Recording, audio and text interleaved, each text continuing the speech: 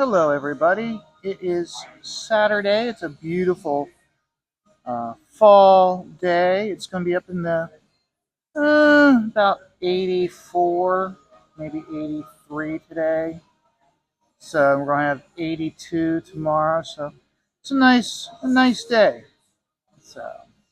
So nice fall day. So and I'm working here at my local dive bar. You can probably hear a little bit of the music in the background. So this is week 40 of signed comics, and this is essentially the week of Tangent Comics. DC in the mid 90s did a line of comics called the Tangent Universe or Tangent Comics, where they took the name of a character, but they created a completely different character, completely different from the character in the DC main universe. And I really liked. I mean, you know how I'm always going on about how I really liked Squadron Supreme, DP7, the whole new universe line. This was another line of comics that I really liked. I really did like them. In fact, first time I met Fabian Acacia to sign books when they did DC's Convergence.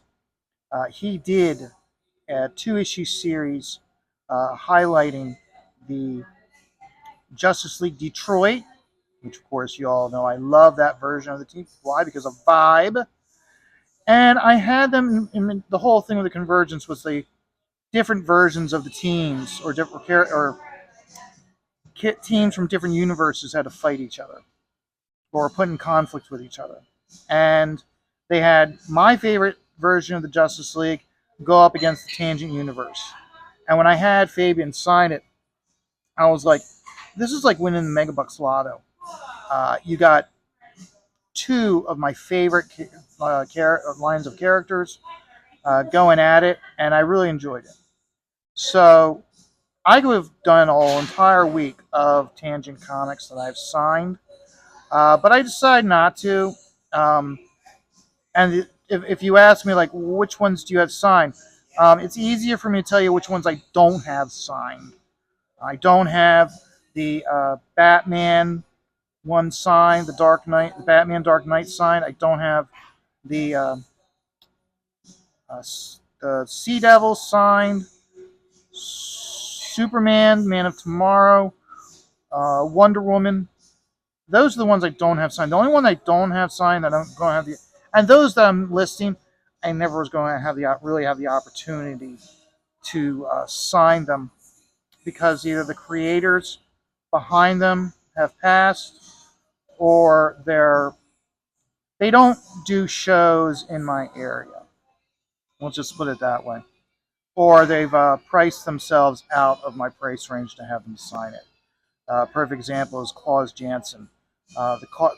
What he charges to do for a signature, nope, I'm not going to have him sign because I have him sign the Batman Dark Knight because he did the inks on it. But I really like this line. I like the stories, and here's the thing: the reason why I like them is because they just gave you a nice taste of the character. They didn't overdo it, and it wasn't like run in the ground or go off the rails because of the fact that the the they didn't just give you a nice taste of this universe that they were in. Later on, they did do a crossover, a 12-issue series of the Tangent Universe versus the Justice League of America. It was okay. I would have liked more from it, but they always give you little tastes of it over the years to keep you hungry. So whenever I know that there's going to be a book with a tangent character, I usually a lot of times will get it because of that. So we start this week 40, with day 270, Tangent Atom #1, done by Dan Jurgens, with the inks, and I didn't get it signed, but the inks were done by Paul Ryan. I really love Ryan's work, so it has that feel of Dan Jurgens, but it has that feel of Paul Ryan also on top of it. So, and this was essentially the Superman character of the Tangent universe. And then after that, I had signed Doom Patrol #1, signed by uh, almost everybody. Dan Jurgens, Sean Chen, Kevin Conrad, and Ray Kreising. Again, these were. I'm very happy that I have so many signatures on this book because they had the opportunity to meet those creators. And yeah, it's one of those where it's like you had Dan Jurgens sign this when he's done so much for Superman. You could have had him sign, yeah, because I really like this book. I like these books. So that's the reason why I have Dan Jurgens. And what was really neat about this one was, again, they had like 4 characters, and here they come back from the future. They come to the past from the future to try to prevent a catastrophe.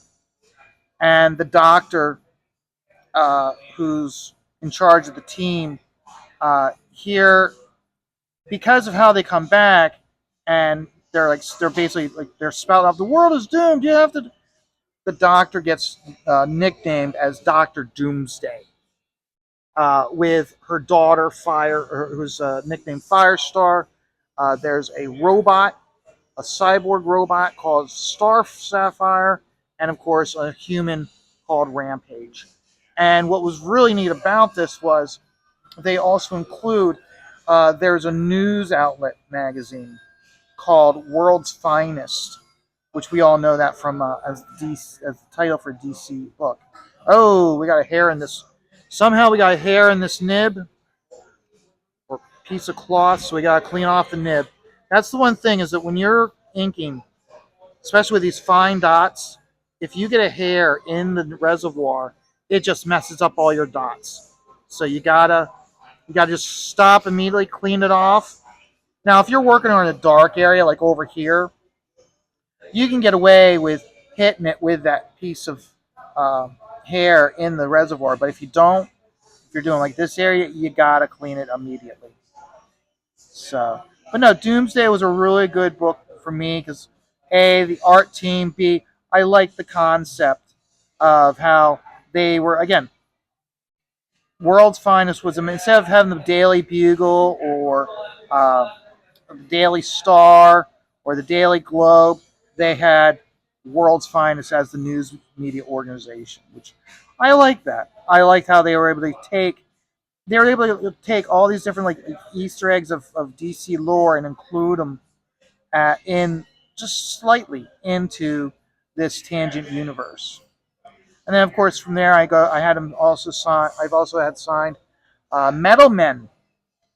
Metal Men signed by Ron Mars, Mike uh, Mike McCoon, and Mark McKenna.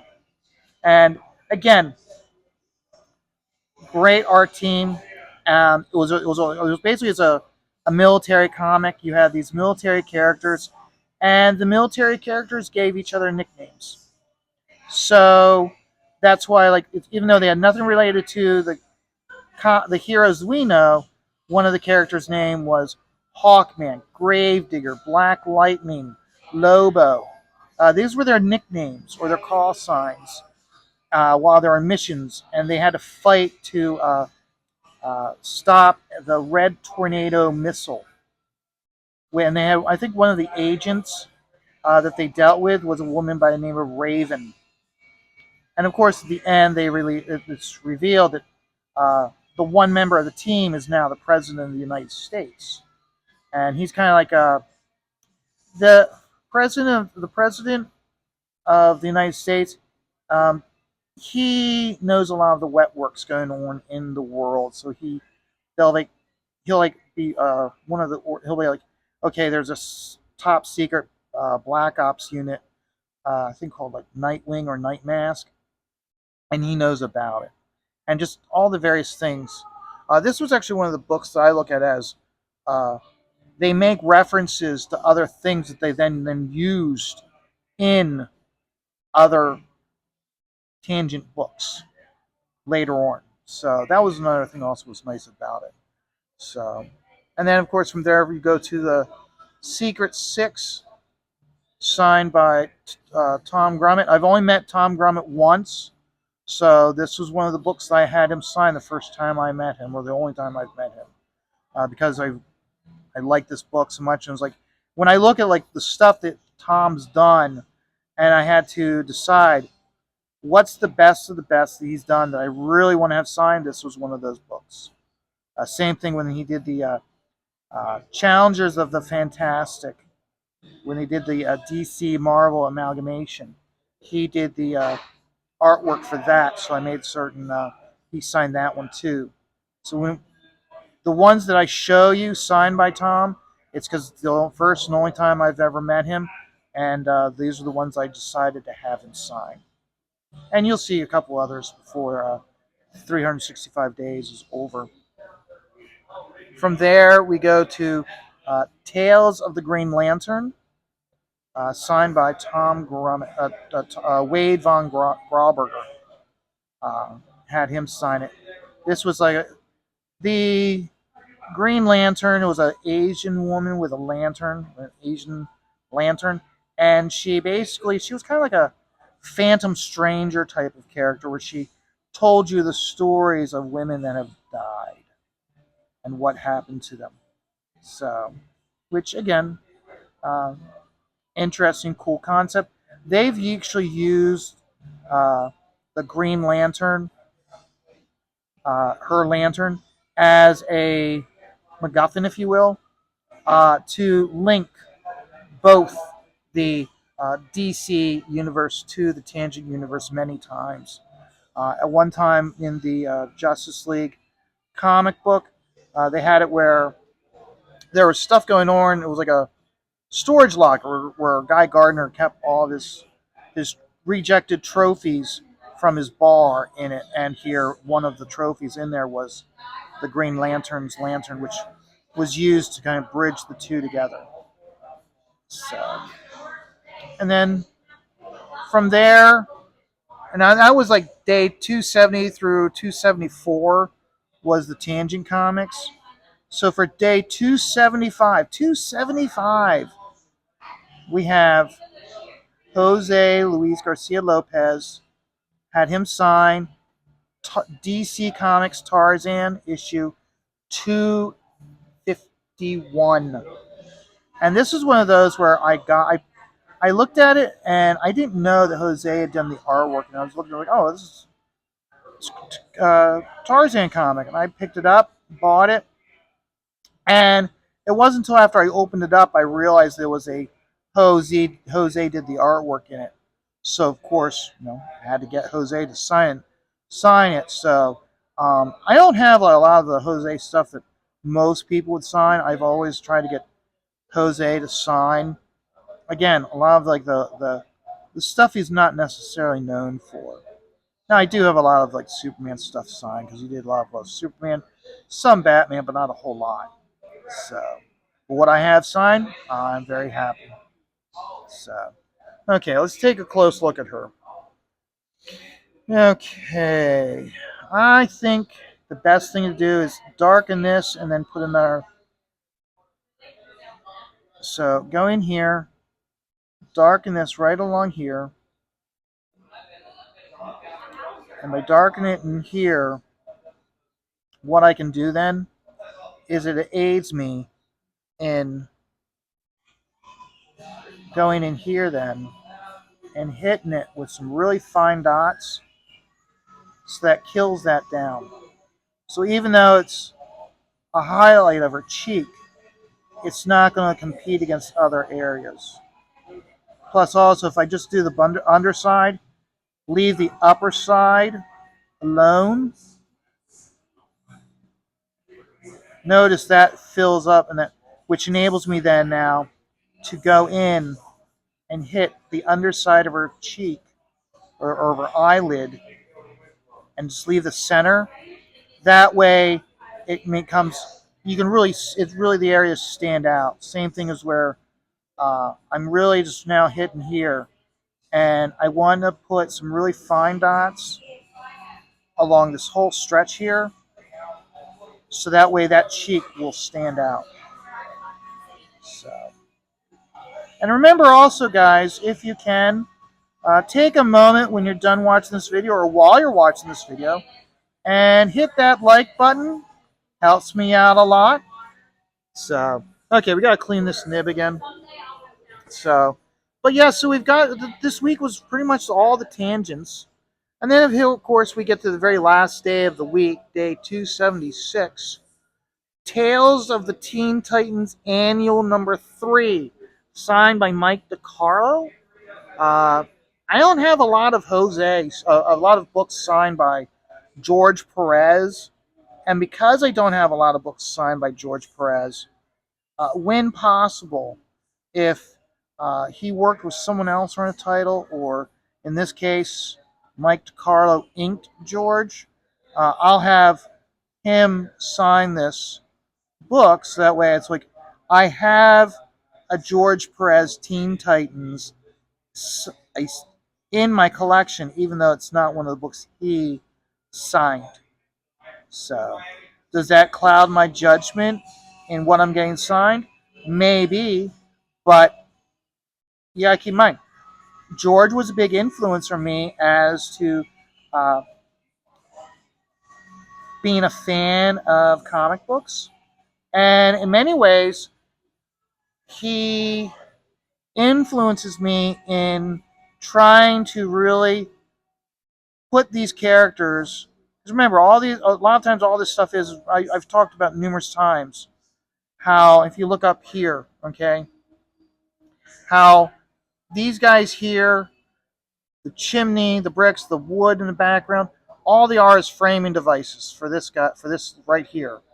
But I'm still channeling my George Perez with putting putting all the kids in here and trying to make all the kids distinct so you can really see them. Same thing goes with the bricks in the fireplace. Try to put all that detail in so you can really appreciate where they are. So there's really no guessing as to where they are.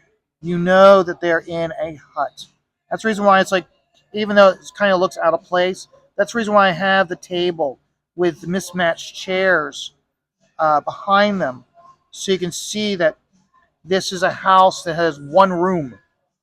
And the kitchen, and basically this house consists of the beds and the kitchen table. And so you really want to get that sense and create the sense that's tight and cramped in this house. So, yeah, I know. Okay, let's see here. And okay, we got some dots going on here. That's the one thing, like when the nib gets really uh, over, when you have too much and you just dip it, what ends up happening is the ink is not flowing through. Now what I try to do is I'll flip the nib over and just hammer the hell out of it lightly to get really fine dots in this area, so that way you get a tone. Even if it's not a big much of a tone, there's still a tone there, so that way this stands out, this part stands out, the forehead will now stand out. Now I can guarantee you, let me clean off this nib. I'm going to talk about that forehead. That's a really broad area. You look at that, okay? That's a really broad area of just straight white, okay? And too much, in my opinion. So what I'm going to need to do is I'm going to need to take this tone, put a lighter sheen of dots up here, pull it down slightly to about here, so that way, and then do the same thing here and pull it in. That way, when you're done, you have just a smaller white area with no dots here going down to the nose, which means what I'm going to have to do also is I need to hit the underslope of the nose. So otherwise, visually to you, this nose will be on the same plane as this forehead when it's not. It's the underside of the nose. So that's why when I'm stippling, it might seem like I'm over stippling an area, but it all has a reason for it. I'm doing it for a specific reason. And you can see how I'm really being very careful, trying to hit it very lightly to pull that in. So that way it's just, and what I'll do then also is because we are going to have the eye socket area here, kill that down, pull it down so that this bridge of the nose, this area here, okay, is going to be light, is going to be have a slight tone to it, okay, and that's so because that is broad. This area here, there is a slope, so that maybe the bridge of the nose, I'll highlight this part of the nose, where between the eyes will not. So that's the reason why I do everything that I do. I'm not trying. And here's the tricky part when you're stippling. Okay, when you're stippling, it's a very delicate line, I should say, between it looking like an underpainting, as if you're painting, versus a finished product. So you got to be very careful as to not to overwork it, but you have to have over experience. You learn that you got to add that extra layer of dots that you normally wouldn't if you're inking traditionally. So even though I talk about all the time how all we're doing is creating symbols and how all of this is a symbol, you still gotta take that in consideration. That's the reason why a lot of times I look at it and I push myself to look at it past how traditional inks are done. And a lot of people would do this with either like squiggly lines to kill that white area, or they'll do hash or do a cross hatching. I do it with dots. So you think about it. If I was like wanting to like mimic, let's say Bernie Wrightson, okay, Bernie would go in with different layers and different intensities of cross hatching to create those various tones on this side of her face. I'm doing it with dots. Another way to look at it is how Franklin Booth does it. Franklin Booth will cover an entire page with the different thicknesses of the line, creates the various tones and pushes stuff pushes stuff back, pulls stuff forward, and then uses something like a stark white to pull the central figure into the foreground. So, and I admit, you look at a lot of Franklin Booth. It wasn't until, I would say it wasn't until like Aaron Lopresti started talking with and doing his reviews of Bernie's stuff to discover that Bernie Wrightson was heavily influenced by Franklin Booth. And I myself, uh, as soon as I found out about Franklin Booth, I did a deep dive into him and was really like, wow, this Franklin Booth guy, I really love this stuff. Okay, if I were to go to a museum, I would want to see a whole display, a whole room full of Franklin Booth stuff, as opposed to other people with having a full room of I don't know, just rattle off an impressionistic artist or an abstract artist that everybody goes goo goo and gaga about. I don't care about them. I want to see an entire exhibit of Franklin Booth's artwork. So, which is a shame it doesn't get its recognition that it deserves. But that's what my job is. My job as a fan of Franklin Booth is to speak about Franklin Booth's work, to get you guys to be like, who is this Franklin Booth guy that he's talking about? Look up his work online and be like, wow, look at this stuff. This stuff is amazing. So, and a lot of like print images back from the day. A lot of that stuff that was used in newspapers, that stuff is all printmaking stuff, which has many ways along the lines of Franklin Booth stuff, and I enjoy that stuff. I can look at an exhibit of newspaper prints all day as opposed to, um, again, an exhibit of abstract art or impressionistic art. So, okay. Well, guys, she's doing well. I like how she's coming along. I got to hit that underslope of the nose, got to hit the mouth, got to hit that eye. But overall, I'm really enjoying how the daughter's looking. So tomorrow, I'll hit this a little bit more. I'll work more on the dad down here. I'm still debating though. I think what I'm gonna do is I'm just gonna do the tables and the table and chairs in the background. I'm not gonna do all this here and down here. I'm gonna leave that alone and let the colorist put that in because right now as it stands, it's gonna be really tricky how to put a tone screen in the back here without it competing against these characters. So I'm gonna let the colorist hit that with a tone. That way I don't have to. So, okay, guys, I'm gonna keep working on this and working on the other piece. I got a commission I'm working on. So you guys have a great day. I'm having a great day. And remember, as always, take life one dot at a time.